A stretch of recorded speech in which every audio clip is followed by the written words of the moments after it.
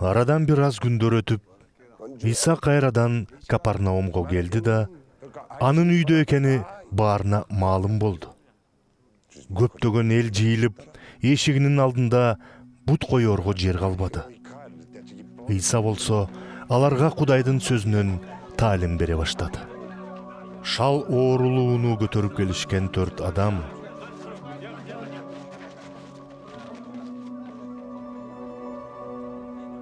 элдин көптүгүнөн Ыйсага жакындай албай, ал турган бөлмөнүн үстүн ачып, төбөсүн тешишти да, оорулууну төшөнчүсү менен кошо төмөн түшүрүштү.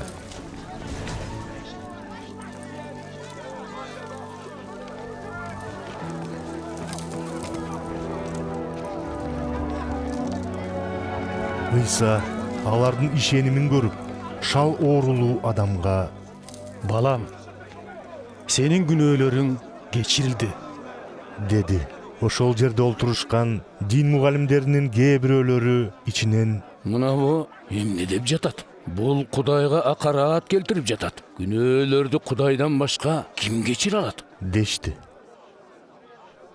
Алардын бул оюн дароо туя койгон Ыйса мындай деди: «Силер эмне үчүн мындай ойлоп жатасыңар? Күнөөлөрүң кечирилди деген жеңилби? Же тур, төшөгүңдү ал да бас дегенби? Билип алгыла, адам уулунун жер бетинде күнөөлөрдү кечирүүгө бийлиги бар». Анан шал кишиге: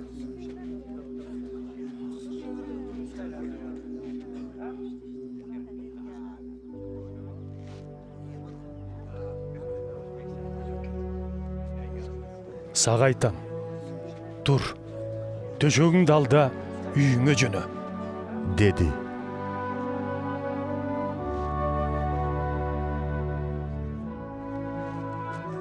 Шал оорулуу киши ошол замат тура калып, төшөгүн алды да баарынын көз алдында сыртка чыгып кетти. Баары жакаларын кармашып: «Ой тобо, эч качан мындай нерсени көргөн эмес элек», деп Кудайды даңташты.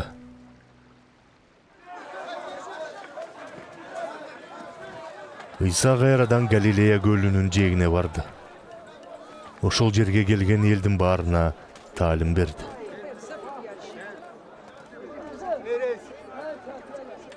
Өтүп баратып, салык жыйноочу жайда олтурган Алпейдин уулу Лебини көрдү да ага: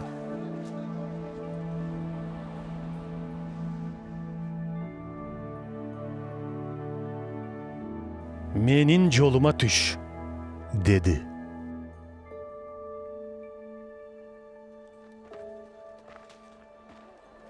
Леби ордунан туруп Ыйсаны ээрчип жөнөдү.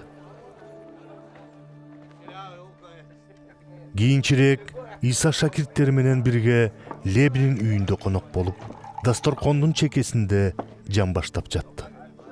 Ыйсанын артынан ээрчип жүргөн көп салыкчылар жана башка күнөөкөрлөр да аны менен бир дасторкондон тамак жеп жатышты. Ыйсанын салыкчылар жана күнөөкөрлөр деп четке кагылган адамдар менен бирге олтуруп тамак жеп олтурганын көрүшкөн фарисей тобундагы дин мугалимдери анын шакирттерине: «Эй, эмне үчүн бул салыкчылар менен күнөөкөрлөргө кошулуп бир дасторкондон тамак жейт?» дешти. Муну уккан Ыйса: «Дарыгер дени сактарга эмес, оорулууларга керек. Мен такыбаларды эмес, күнөөкөрлөрдү ниеттерин өзгөртүүгө чакырганы келдим», деди. Жакыянын шакирттери жана фарисейлер орозо тутуп жүрүшкөн. Ошондуктан кээ бир кишилер Ыйсага келишип: «Жакыянын шакирттери менен фарисейлердин шакирттери орозо тутушат. А эмне үчүн сенин шакирттериң тутушпайт?» дешти. Ыйса аларга мындай жооп берди: «Үйлөнүп жаткан жигит тойго чакырылган коноктордун арасында жүргөндө алар орозо тутушабы? Күйөө бала араларында турган кезде аларга орозо тутууга болбойт. Алардын арасынан күйөө бала алына турган күндөр келет. Алар орозону ошондо тутушат. Жаңы кийимден алынган жамаачыны эски кийимге эч ким жамабайт. Анткени жаңы жамаачы эски кийимди айырып, жыртыгын мурдагысынан да чоң кылып коет. Эч ким жаңы шарапты эски чанаштарга куйбайт. Эгер куйса, жаңы шарап чанаштарды айырып, өзү да төгүлөт. Чанаштар да жарабай калат. Ошондуктан жаңы шарапты жаңы чанаштарга куюш керек.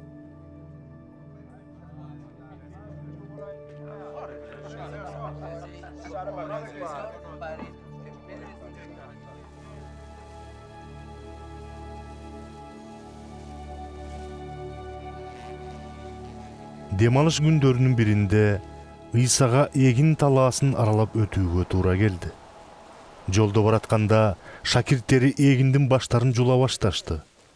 Муну көргөн фарисейлер Ыйсага: «Карачы, эмне үчүн шакирттериң дем алыш күнү тыюу салынган ишти кылып жатышат?» дешти. Ыйса аларга: Өзүнүн жана жанындагы адамдардын карды ачып, бир нерсе жегенге зар болуп турганда, дөөттүн эмне кылганын силер окуган жок белеңер. Ал Абиатар башкы дин кызматчы болуп турганда, Кудай үйүнө кирип, эгебизге багышталган нанды өзү да жеп, жанындагыларга да бербеди беле. Бирок ал нанды жегенге дин кызматчылардын гана акысы болгон, деди. Ыйса сөзүн мындайча аяктады: Адам дем алыш күнү үчүн эмес, тескерисинче, дем алыш адам үчүн жаратылган. Андыктан адам уулу дем алыш күнүнүн да ээси.